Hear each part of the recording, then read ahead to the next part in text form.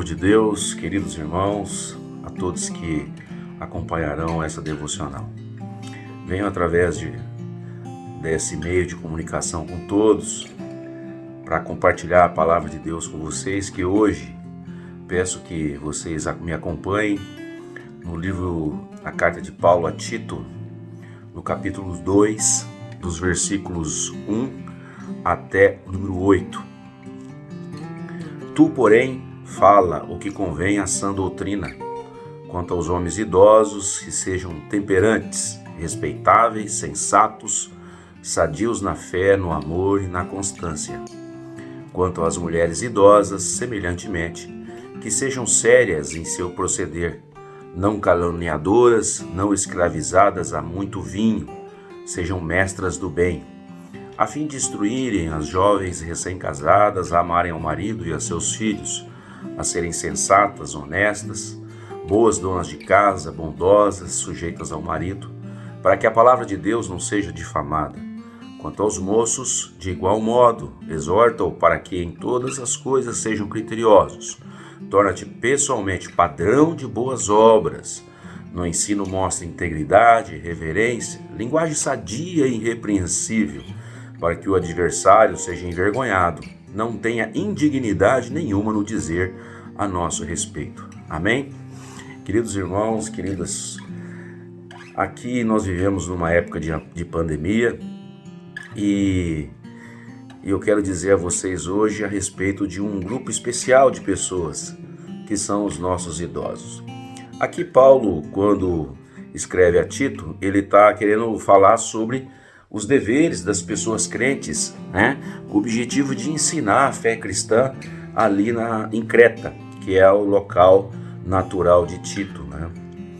E aí ele classifica as pessoas em grupos etários e também por gênero, em homens e mulheres, e dá uma especial atenção aos senhores, aos idosos e às idosas, de tal forma que essa orientação basicamente se equivalem às orientações aos líderes da fé cristã quando em algum local da Bíblia é tratado.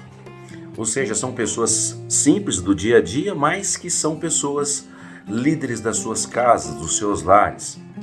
E aos idosos, ele fala que a característica principal desses idosos é a temperança, que naquela cultura, quanto mais idade ele tivesse, e que se ele mantivesse dentro de uma fé cristã, ele mais prestígio teria.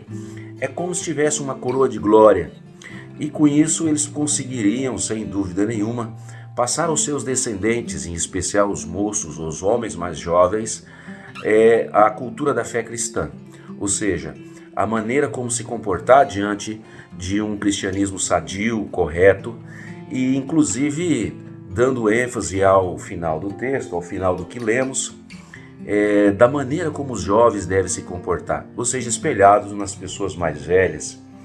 De igual forma, as idosas, naquela cultura, elas deveriam ser as mestras do bem. O que é mestras do bem naquele contexto?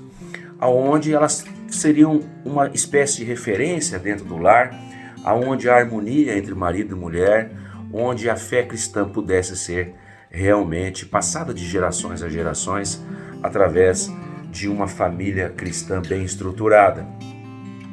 E isso eu quero dizer a vocês, com certeza todos nós estamos tendo esse enfrentamento com essa pandemia de uma forma diferente uns dos outros, mas algumas coisas são consensuais. Os nossos idosos, as pessoas acima de 60 e 65 anos, inclusive na nossa igreja, são desaconselhadas a estar presente. Não temos ainda uma previsão de quanto tempo isso deverá continuar. Porém, aqui a mensagem hoje é o seguinte, é que os nossos idosos, sejam senhores ou senhoras, eles têm muito ainda a nos oferecer e nós não podemos, em momento algum, impedir de dar uma contrapartida de carinho a eles, estar sempre presente de alguma forma, porque eles não devem ter a imerecida solidão nessa fase da vida, no momento que eles têm tanto a nos oferecer pelo conhecimento adquirido ao longo dos seus anos de vida. Então eu oro aos nossos idosos e oro a todos, para que, apesar de eles estarem às vezes fisicamente não convivendo conosco, eles têm que estar espiritualmente, eles têm que estar virtualmente, seja a forma que for, mas a gente tem que estar com eles e aproveitar deles para aquilo que eles foram preparados, que é preparar as gerações vindouras. Deus abençoe a todos.